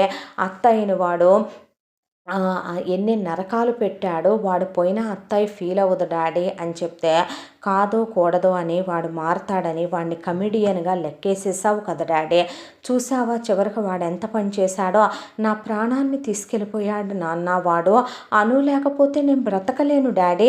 నేను అసలు ఎవరి కోసం బతుకుతున్నాను అనుకుంటున్నావు? నా జీవితమే అది కదా డాడీ అని అశ్వత్థామ ఏడ్చి ఏడ్చి ఏడ్చి కళ్ళు తిరిగి పడిపోయాడు. దాంతో కృష్ణవేణి కుప్పకూలిపోయి కృష్ణవేణికి బీపీ రేజ్ అయిపోయింది. ప్రభాకర్ రావుకి ఏం చేయాలో అర్థం కాక ఇక ఊరా పేరా అనే తేడా లేకుండా ఎక్కడికక్కడ ప్రకటనలు ఇప్పించి పేపర్లో వేయించి రావు గారిని పిలిపించి ఇక ప్రభాకర్ రావు మనుషుల్ని పెట్టించి అడుగడుగున ఇంచిన ఒక్కొక్క ఊరికి 50 మందిని పంపినా పర్వాలేదు, నా కోడలు ఎక్కడుందో నాకు తెలియాలని చెప్పి ప్రభాకర్ రావు వెతికించడం మొదలుపెట్టాడు. ఇలా 6 నెలల కాలం గడిచిపోయింది. ఆల్మోస్ట్ అశ్వత్థామ ఎముకల గూడులా శవంలా తయారైపోయాడు. గడ్డాలు పెరిగిపోయి పిచ్చోళ్లాగా అయిపోయాడు. కృష్ణవేణి మాట పలుకు లేకుండా స్తంభించిపోయింది. ఇల్లు ఒక శ్మశానాన్ని తలపిస్తోంది. ఏ ఫోన్ కాల్ వచ్చినా కనపడింది అని చెప్తారేమోనని కళ్ళు కాయలు కాసేలా ఎదురు చూస్తున్నారు. టీవీల్లో రన్ అవుతూనే ఉన్నాయి, పేపర్లో రన్ అవుతూనే ఉన్నాయి, మనుషులు వెతుకుతూనే ఉన్నారు, పెద్ద పెద్ద హోర్డింగులు పెడుతూనే ఉన్నారు, పాంప్లెట్లు వేయిస్తూనే ఉన్నారు. పిచ్చెక్కిపోతుంది ఇంట్లో ఉన్న వాళ్ళకే. ఈలోపు ఇక అశ్వత్థామ అనుపమ ఫోటోలు చూసుకోవటం, ఏడవటం, పిచ్చోళ్ళలాగా అయిపోవటం, 3 సార్లు సూసైడ్ అటెంప్ట్లు చేయటం, ఇవన్నీ ప్రభాకర్ రావుకి ఇంకో నరకం. ఉన్న ఒక్కగానొక్క కొడుకు ఏమన్నా అయిపోతే ఏంటా అని ఆయనకు అర్థం కావటం లేదు. అసలు నా అనుని వాడు ఏం చేశాడు నాన్న, నాకు అర్థం కావటం లేదు అత్తయ్య అంటే ఆవిడ గుండె బరువెక్కిపోయి ఆవిడ కూర్చుండిపోయింది. ఇంతటితో ఈ భాగం సమాప్తం. మళ్ళీ ముగింపు భాగంతో కలుసుకుందాం. తప్పకుండా మన ఛానల్ని లైక్ చేయండి, షేర్ చేయండి, సబ్స్క్రైబ్ చేయండి, బెల్ ఐకాన్ క్లిక్ చేసి ఆల్ అనే బటన్ని ప్రెస్ చేయడం మర్చిపోకండి. ఈ కథను మనకు అందించిన కథా రచయిత్రి జి యామిని శ్రీనివాస్ గారు. Thank you.